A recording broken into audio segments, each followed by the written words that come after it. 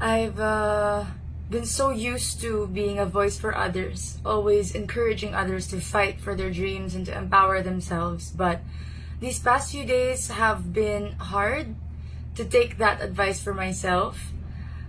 I would admit that I was overcome with doubt and fear of speaking up, and fear of the consequences, fear of what people would say. But I'm taking my own advice. I'm speaking up, but this time I'm speaking up for myself. I'm empowering myself. I am fighting for my story. I'm fighting for my experiences, because people have been trying to taint my name and drag me down so many issues that are not real and didn't happen.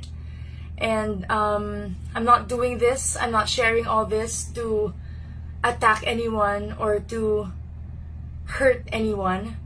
I just want to share the truth, and I want to share my story, and I want to be true to myself, because I know that this will be the only way for me to look back at all this and happily move on. And days leading up to the pageant, I decided to had my whole team tested and stay in my house, because we weren't allowed to go out, and I had a lot to learn, I had a lot to prepare for. I wanted to invest time into learning my hair and makeup, into knowing how to style myself, knowing how to work by myself, because we were all going to be independent up in Baguio. And I practiced my Q&A, I practiced my walking, everything. And days leading up to the pageant, it was a Sunday. I think it was the 11th of October. And I was so busy preparing for the pageant, and I didn't realize that I was exhausted and I was tired. I was busy handling businesses, work. I was catching up with all the brands that I had to work with, and I was also busy with my preparations in the pageant, and everything just became too overwhelming that I didn't even realize. So that day I woke up, and as I took my first steps, I passed out and I collapsed. And that day was really hard. It was 3 days before we were asked to check in, and I cut my head, I sprained my knee, I broke my toe, and it was all very challenging, because as a beauty queen you have to walk in high heels, you have to look your best, your face has to be presentable at all times. And it was depressing for me. It was devastating for me. I spent the whole day in bed. I didn't know what to do. I decided to do my rehab at home and to do whatever I could at home. I sought professional help, and so come our check-in day, I was able to walk, and I was able to act like nothing happened. More than the pain and more than the struggle all throughout these past few weeks, it was more of the schedule that we had to really keep up with, that gave me so much pressure, and that gave me so much that was difficult for me to keep up with. I was prepared to do things on my own, but I wasn't prepared for schedules being so delayed. Days we weren't able to eat because of our schedules, because of the hectic schedules that we had to really keep up with. There were days that we were kept in our rooms not knowing why, and we were just there in our rooms, and those little things all built up at the end. All the anxiety, all the pressure, the exhaustion, it was a lot to handle.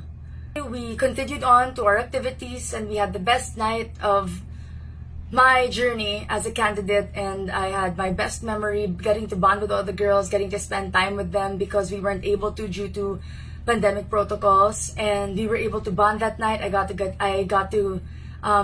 a chance to get to know all the girls, and I was so thankful. And at that night, I was on the end of receiving cryptic messages from people about, again, the results. And I didn't mind them. I chose to have fun. I chose to spend time with the girls. I chose to spend time with my sisters. And I chose to spend time for myself and just have fun.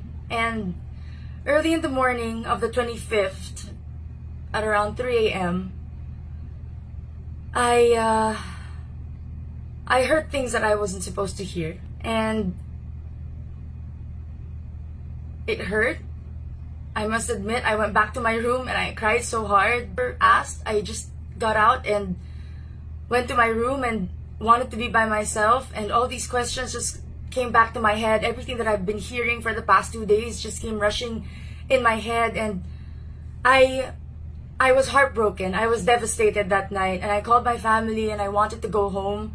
My car was waiting outside and I could have gone home, but they told me to think about it, that whatever I decide, they're supporting me 100%.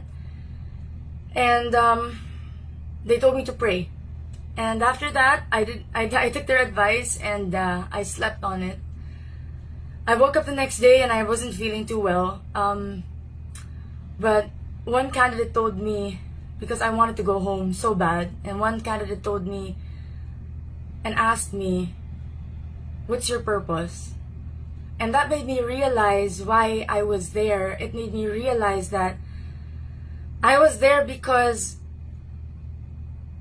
I had a purpose, and that was to glorify God. I had a purpose, and that was to empower myself so that I can empower other people.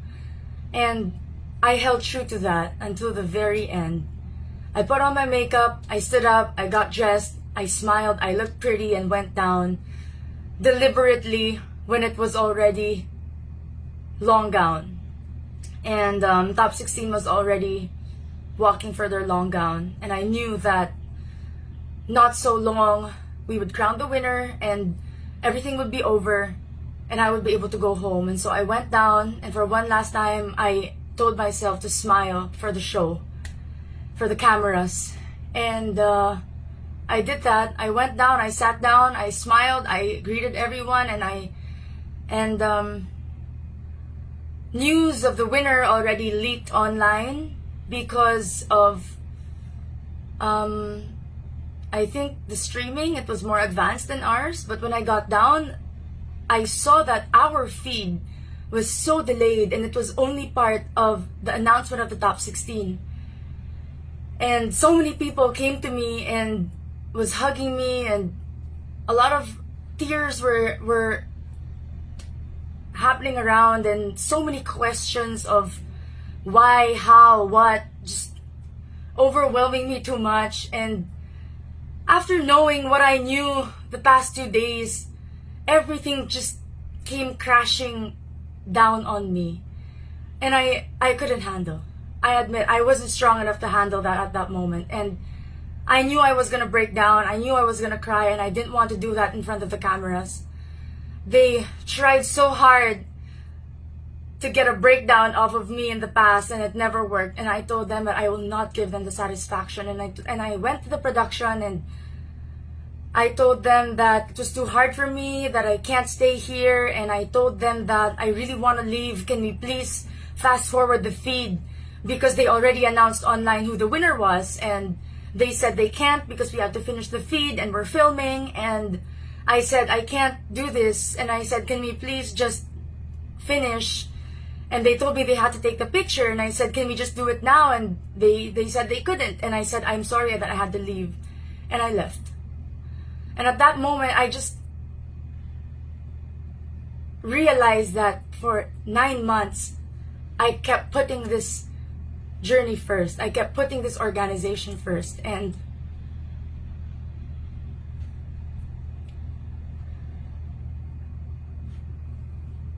it was my time to put myself first. And so I did. And I went to my room, I got the remaining of my bags. I sent a message to Mama Jonas Cafod, and I told him my reason. I told him that I was leaving, and I told them everything. And so he said okay, and he said he was worried about what social media and what everybody would think, and I told him to not worry and I would handle everything. I sent a message to our winner and I congratulated her, and I told her the reason why I'm leaving, and she replied thank you. And after that, I thought everything was okay. I did my job. I did what I knew was right, and I packed up my bags and I left.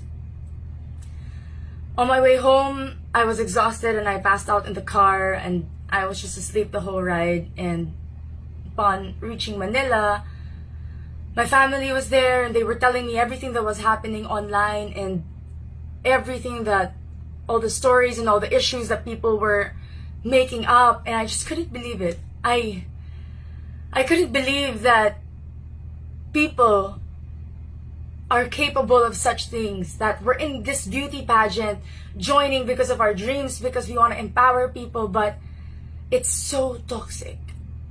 The industry, the fans, the bashers, the criticism, everything is just so toxic, and I just couldn't believe it. I was not hurt, I was not angry, but I was sad.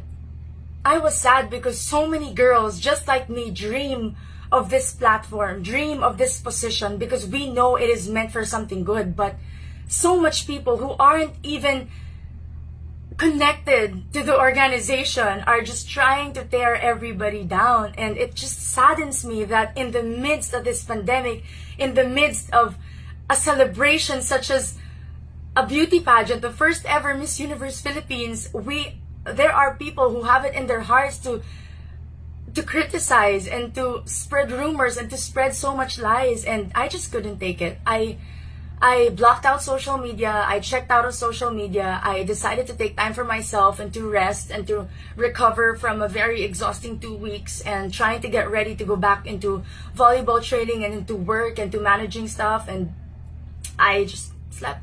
I slept so well. And what saddens me the most is that when people were making issues about me leaving and not being part of that photo, the organization knew why. They knew my reasons. They knew I left, but they never said anything. They kept quiet. And now so many stories are circulating, so many issues are circulating, and I told myself that I have to speak up. I have to defend myself. I have to fight for myself because I knew nobody would. And I'm saying this, I'm sharing this because I hope that in the future it would be a different experience for future girls and future queens and future candidates who dream of becoming the next representative of our country.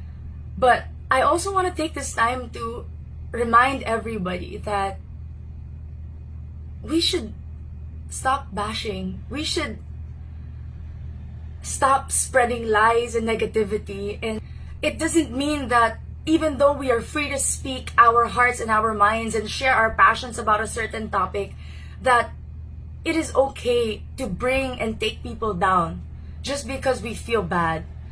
I never answered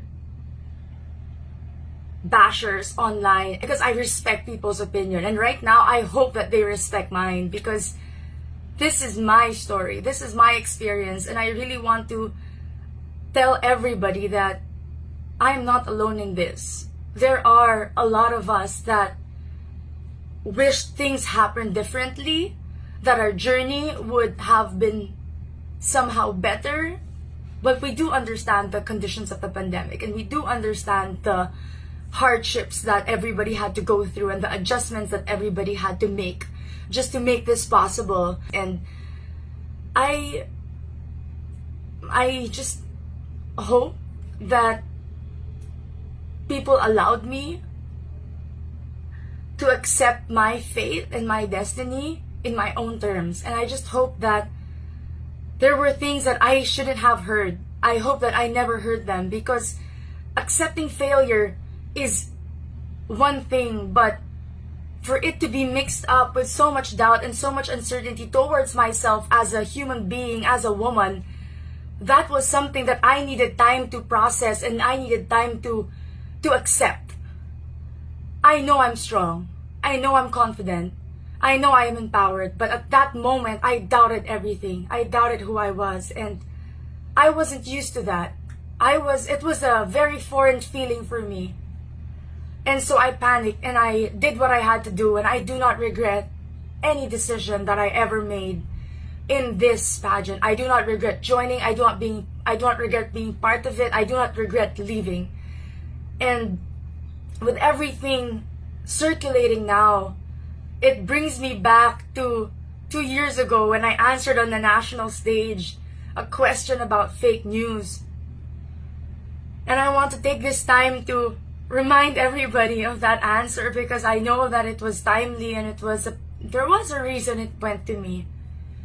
And I said back then that fake news is very rampant nowadays, but in order to fight it, we must first know what we are reporting and know that what we are reading, and at the same time be responsible, be accountable of what we say online. I hope that media always filters and uses their resources to deliver true and authentic news. And I want to remind everyone that when I said the word media, I did not just pertain to radio, to TV, to news. I was talking about me, I was talking about you, I was talking about everyone. Because everybody with a social media platform is a part of media. Because you share your personal opinions online and your stories online and your experiences online, and it becomes news. So we are all accountable for what is happening right now in the pageant industry, and we are all accountable and we are all responsible of all the lies and all the issues that have been circulating now, that have been affecting not only me but a lot more people. And I just want to take a stand on this, because the reason why we join beauty pageants is to be empowered and to stand up for people. And if we keep silencing women to speak up about certain things that are hurting them and are bothering them, then why are we here? What is this all for? If we keep telling people to keep quiet and to just accept their fate and to be humble, there is a difference between being humble and being silent. There is a difference between having dignity and knowing what you deserve as a person. Knowing that you have the confidence to fight for something. There is a big difference. You have to be brave. You have to have courage and to speak up in the midst of all this. I had to muster up every ounce of courage in my soul to be able to film this and to be able to come out with this, because it is not only affecting me, it is not only affecting the current batch, it will affect the future of pageantry. And I just want to say that as a queen, as a real queen, it's not just crowns that we should be fixing. We should be fixing society. Because we can. We should be fixing systems because we can. We should be fixing social issues because we can. We should be fixing the future because we can. And that's why we are here. And that's why I am choosing to take a stand. And that's why I am choosing to use my voice. Is because I know I can. And I was meant for something more. And I know that I was meant for this. This may be my purpose, not to wear a crown of jewels, but maybe to wear a crown of thorns. And in both, I'd praise God. In both, I'd be happy. In both, I will use and empower others through this. People have been asking me how I've been dealing with social media and everything that's happening around me. And I know that some of you who are listening to this, you also have experienced criticism and bullying and so many negative things online, and hopefully this can help you. Ever since I started having a life in the public eye, I've always played, I've always performed, I've always lived for one thing, for one person, and that is God. And I learned to never seek approval. I learned to never seek the praises or the validation of people. And that is the reason why I also don't die by their criticism. I live my life for my purpose. I live my life for one reason. And even as a social media influencer having a life online, I do not let it dictate who I am. I do not let it validate who I am. And that is why it saddens me that every single thing now needs a validation, a receipt on social media. If people don't see it, it's not true. If people don't like it, it doesn't mean anything. If people don't comment on it, it's not validated. And it has to stop. It has to stop, not only for ourselves but for the people around us. We can't connect, we can't associate our worth as human beings, as women, with who we are online. And it's sad that all of this is happening.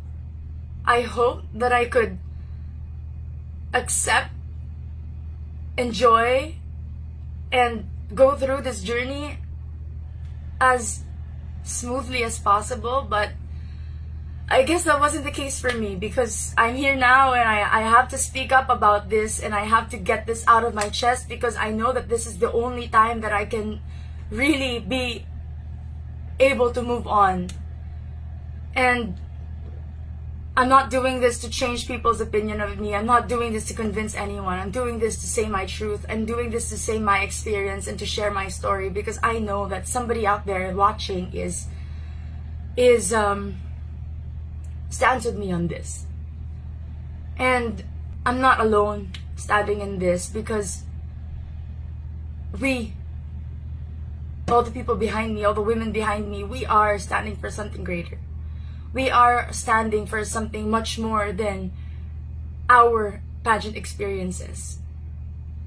And I hope that by sharing this, people just learn how to appreciate beauty pageants for what it is, to not be so quick to judge a person, organization, a candidate, because you don't know what we go through. You do not know what happens behind the scenes of every picture, every video, every production number that you see on TV. Nobody knows the hours that were put into it, the effort that was put into it. And so all our feelings are valid. And you cannot tell us to just keep quiet about this, because why are we here? Why are we advocates? Why are we women who dream of changing our cities, our countries, and the universe if we can't even speak up about certain issues such as this? If we cannot speak up about online bullying and cyberbullying and people spreading lies and fake news just spreading all around. And I know there will be a lot of negativity after this, and I just want to say that this will be my final word.